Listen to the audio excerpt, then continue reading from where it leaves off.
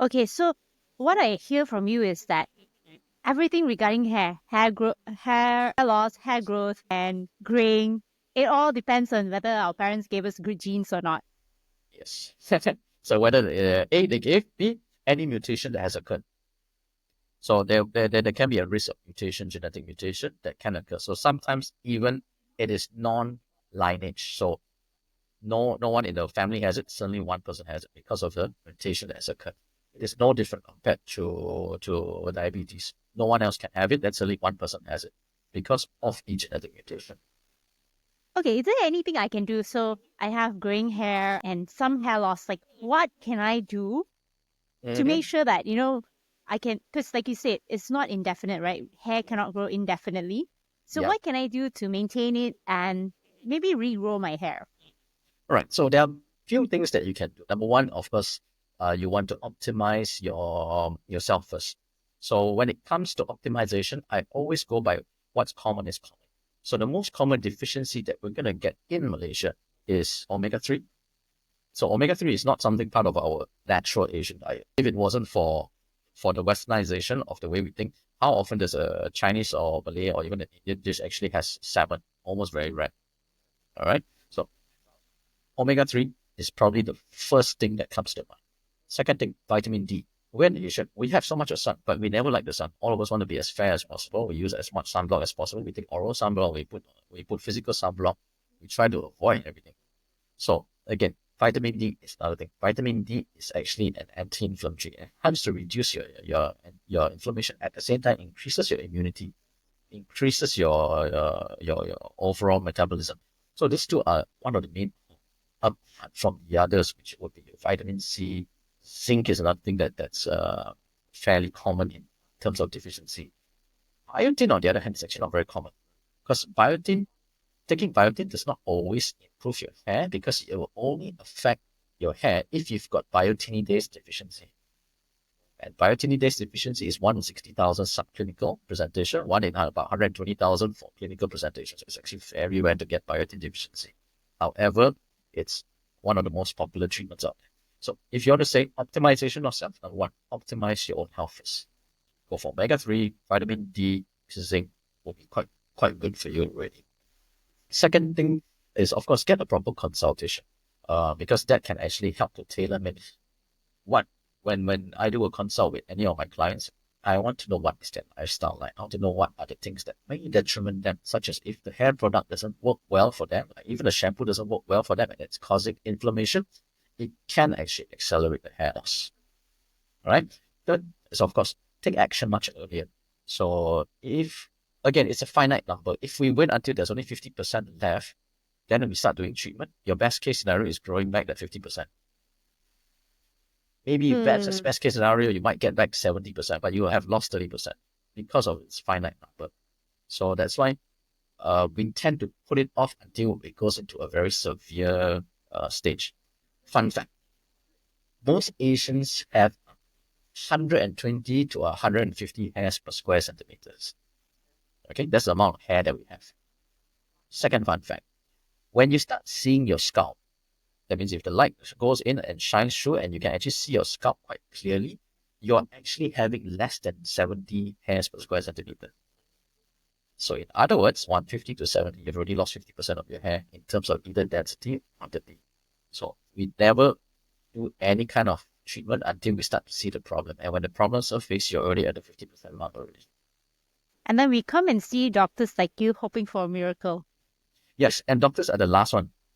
We are the last person on the inverted pyramid. The first one is nowadays will be all the social media. Then it will be friends and family. Then it will be going to the pharmacy and trying whatever you can. Then after that, it's going to any hair centers, trying whatever you can. Next one is try any home remedies that you have. The last one is the doctors. And we're hoping for the miracle to happen at the last bit. And during this whole phase, you would have wasted at least 1, 2, 3 years. You would have gone from maybe 70, 80% status down to about 50 to 40%. And we're hoping that this thing will go back to 100%. And if it doesn't happen, we say, the doctor cheated me. That's a challenge. So you're saying the first thing is get a consult. Correct. Get a consult. So if my principle is if whatever we can do and optimize you, without going into even medicine, I think that's the best. That's the best. If we can optimize you and get you on your way, please go and get it done. It's kind of like what the spirit of medicine should have been. We should not say medicine is the first line. We should not say operation is the first line. If we can, we should always do prevention first. Prevention is still going to be better than healing something that has already gone into a pathology. We try to minimize pathology if we can.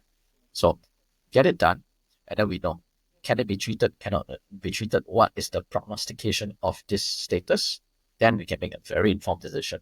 I've got clients, when they come, they're already so bad in their hair status and they want miracles to happen. And I told them, really, anatomically, it's not going to happen. But what I can advise is, whatever that you plan to spend on your hair, convert it and get yourself a nice watch, a nice car, go on a nice holiday, do something for yourself, because this is not going to work anymore. Don't keep trying other things and keep getting cheated and scammed. Because, like I said, hair is very emotional. You'll get emotional when you use it. You get more emotional when people talk about it. When nobody talks about it, you don't care. But when someone starts to talk about it, you get very emotional.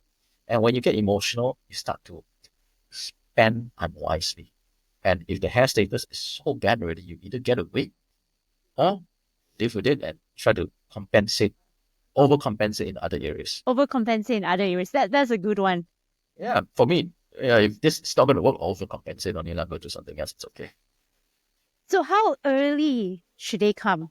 Like 20s, 30s? I think anyone who starts to have any kind of concern, it's no harm to get yourself consulted. It's almost like saying, when should you go see a psychiatrist? You wait until you have a mental illness or mental breakdown? No. At any point of time, if you feel there's a need for you to start the process of at least getting a consult with a psychiatrist, I think there's no harm. It does not mean a psychiatrist means you're cuckoo. It means you're having a mental breakdown. So same thing with the head. At any point of time, if you feel that there is something that you want to see, look, optimize, plan, that's fine. After all, hair care is not part of your school curriculum. It's not part of your university curriculum. It's not part of the medical curriculum. So actually nobody knows how to take care of the hair. So you rely on whatever that's out there. You rely on whatever that's in the pharmacy. You rely on whatever that's on social media. And these may not be the best and unbiased information that you can get out of them. So, like you say, it's not part of the curriculum. Is that why no one thinks to go to see a doctor when they have issues with their hair? Correct. And in fact, it's also the same reason why many doctors don't see the need of treating someone with hair loss. There are a lot of doctors who will say, apa rambut je boleh potong, hair boleh pakai topi. I think that's how we've been trained in medical school. We talk about empathy, but either we're too tired or too overworked, too burnt out to even care about empathy. Yeah, I think empathy can start with the most simplest things, and you don't have to solve everything in one go, but you must have the open mind to say, let's solve whatever that is the one that is most pressing, but we will address the rest soon. Don't worry. Okay, so when should someone consider hair transplant? Because you specialize in FUE transplant, right? Mm-hmm. So when they should get a hair transplant, couple of things. Number one, if there is a perennial need for it. So when it comes to hair, there's two main needs. I call it the social and economic need. If socially you find that it's disrupting you and it's not giving you the kind of social confidence for you to gain your full potential or to be able to be attractive enough to get someone, sometimes that's your limiting factor. So if there's social need, get it done. If there's an economic need, like it or not, the world is shallow. If I give you two candidates, Lena, and these two candidates are applying for a marketing job with you, and both are good, 3.9 CGPA, okay? Both are very pleasant people, excellent. Nothing wrong with both of them. One has got very nice hair. One has got, really bad looking hair. In fact, the guy with nice looking hair is a 3.8. The guy with bad looking hair is a 4.0. There is a high I'll pick the possibility. nice hair. It's only 0.2, but he's got nice hair. It's packaging. At the end of the day, our shallow world likes to see packaging. It's no different than if you're going to buy a canned food, right? And there's two canned food and they are not dented outwards. So there's nothing wrong inside. It just got dropped and there's a slight dent or a little bit on it. You're not going to buy the dented one. I give you a 20% discount, so you said, nah, I don't want to buy the dented one. We are that shallow. you shave off 20% of value, so you're not going to buy. Put it at the 50% section also, you would think twice. Is it safe? No, I'll pay full price for it. See? So if image is going to be something that disrupts your career growth, so be it. Then you have to make the conscious decision that this is something that's going to buy you another 10 years, 15 years of career growth. Get it done. Yeah, I mean, as much as we want to move away from being superficial and shallow, I think the world is still very much that. The Mhm. packaging, that's why they tell you, make sure you look presentable, you comb your hair, you look nice when you go for the interview and all that. I think it's not going to change anytime soon.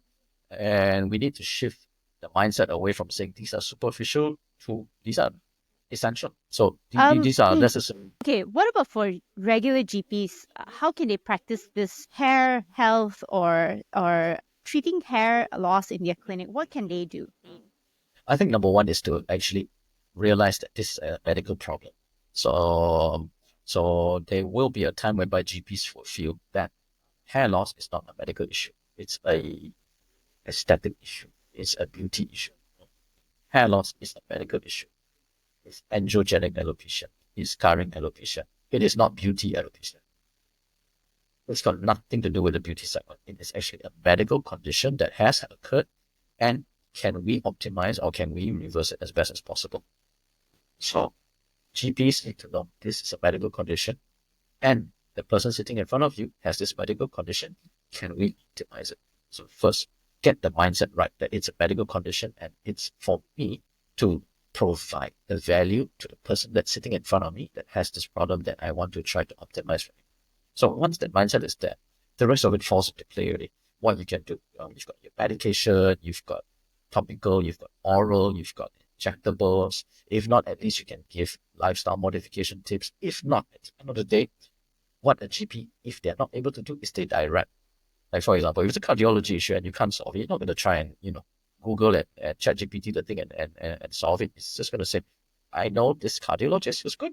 Let me send you that. And then let's co-manage you together. We are going to be a conduit of solution for whoever that presents with a problem.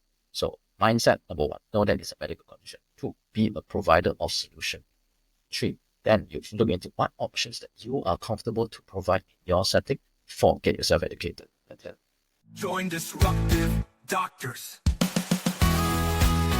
Oh, disruptive